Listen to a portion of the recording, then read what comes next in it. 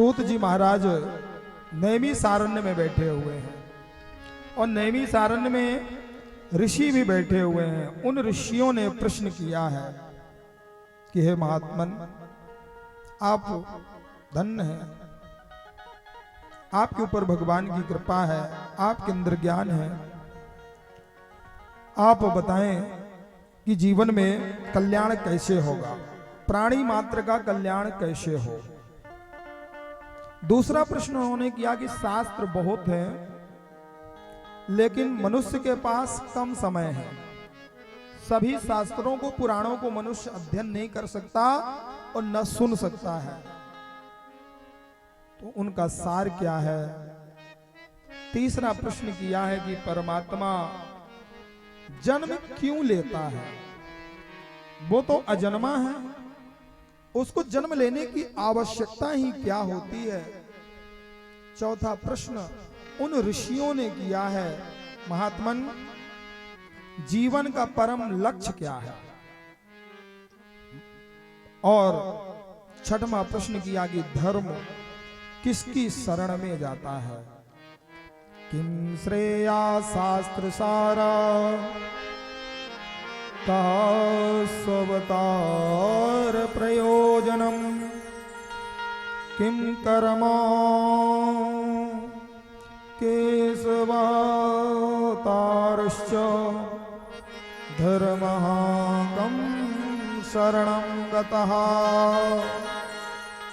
इस प्रश्नों पर सूत जी महाराज ने कहा कि धन्य ऋषियों, ये प्रश्न स्वयं का नहीं है आपका, इस प्रश्न में जनहित छुपा हुआ है।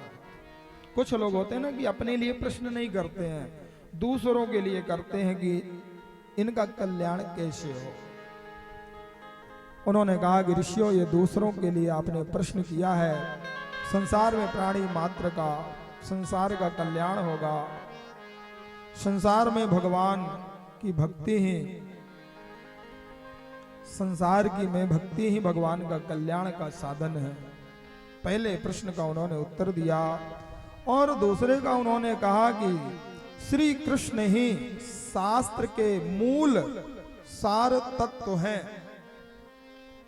जैसे दूध में घी उसका सार तत्व है, उसी तरह से संसार में भगवान की जो शक्ति है वो परमात्मा रूप में विद्यमान है। साक्षात भगवान विग्रह स्वरूप श्रीमद् भागवत महापुराण, भगवान ही सार है, सार तत्व है। तीसरा भगवान